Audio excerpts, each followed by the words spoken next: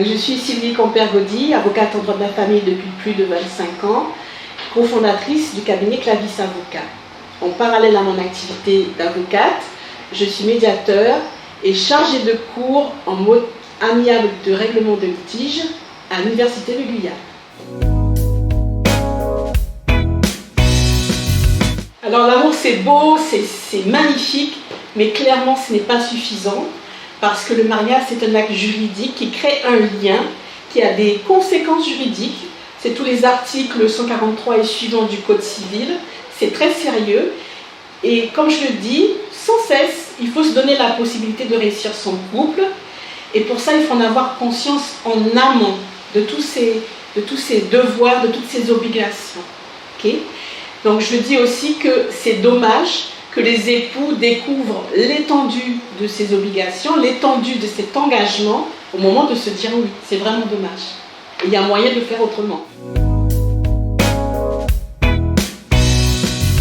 La stratégie du bonheur, c'est un concept que j'ai créé et qui part du constat que pour être heureux, il faut avoir les tenants et les aboutissants.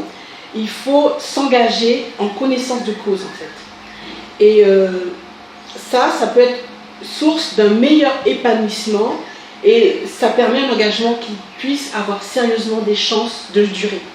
Donc cela se résume ainsi, on ne devrait pas s'engager en couple, ni vivre des événements importants dans sa vie personnelle j'entends, sans avoir pris par anticipation tous les conseils adéquats qu'il fallait. Et donc ça nécessite qu'on ait pris une série de conseils, de renseignements, pas seulement auprès de l'avocat d'ailleurs, hein, mais ne pas oublier l'avocat. Et le but c'est quoi? C'est d'être ensuite à la hauteur pour être serein et être heureux tout simplement. Okay?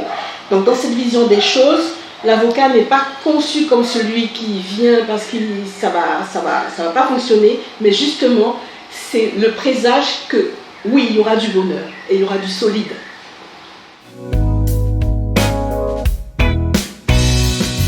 Oui, c'est le guide des futurs mariés avec un sous-titre très évocateur, je vous montre. Se marier en connaissance de ses droits et devoirs. Le temps est donné, il s'agit de permettre au couple qui a ce projet de se marier, de se préparer, de sécuriser l'amour. Le guide n'a pas vocation à remplacer une consultation chez l'avocat, mais de la même manière, il ne pourra pas être exhaustif, mais en tout cas, vous trouverez tous les droits et obligations des époux, futurs époux, avant, pendant et après la célébration du mariage. Ce que je dis, en fait, à travers l'édition de ce guide, c'est que c'est dommage que ce soit au moment de la célébration du mariage que les époux découvrent l'étendue de leurs obligations, de leurs devoirs. C'est vraiment dommage. Et surtout, ils n'écoutent pas vraiment ce que dit l'officier municipal. Ils sont dans l'émotion, ils sont dans le bonheur extrême, et le public même les encourage à être émus. Donc, personne n'écoute à ce moment-là. Alors, c'est pour ça que ce guide, il est là. Il est là en plus en libre accès sur mon site. Et il vient au bon moment, mais en amont de la célébration du mariage. Et son but, je précise tout de suite, son but n'est pas de remplacer les consultations prénuptiales, que je recommande très fortement, mais d'accompagner, de préparer ceux qui ont un projet de mariage, tout simplement. Pour moi, l'avocat n'a pas seulement un rôle pour gérer les urgences et éteindre les feux, régler les problèmes.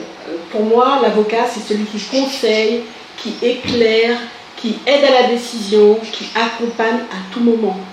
Et je pense que chaque couple, chaque famille, chaque individu devrait avoir un avocat, de même qu'un médecin traitant, un banquier, un assureur.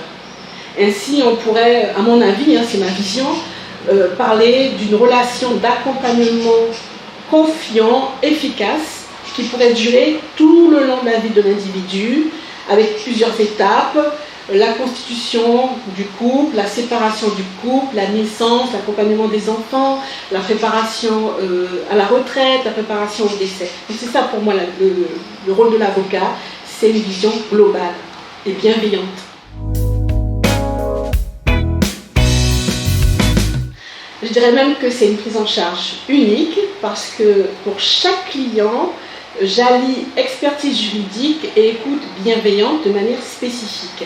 Donc selon le cas, je dirige mes clients soit vers une solution amiable, soit vers une solution judiciaire, parce qu'il faut bien comprendre que justice peut être rendue soit devant le tribunal, soit autour de la table de la négociation. Mon but c'est quoi? C'est de trouver une solution pour mes clients, une solution qui soit efficace, pérenne et respectueuse de ses attentes et de ses besoins.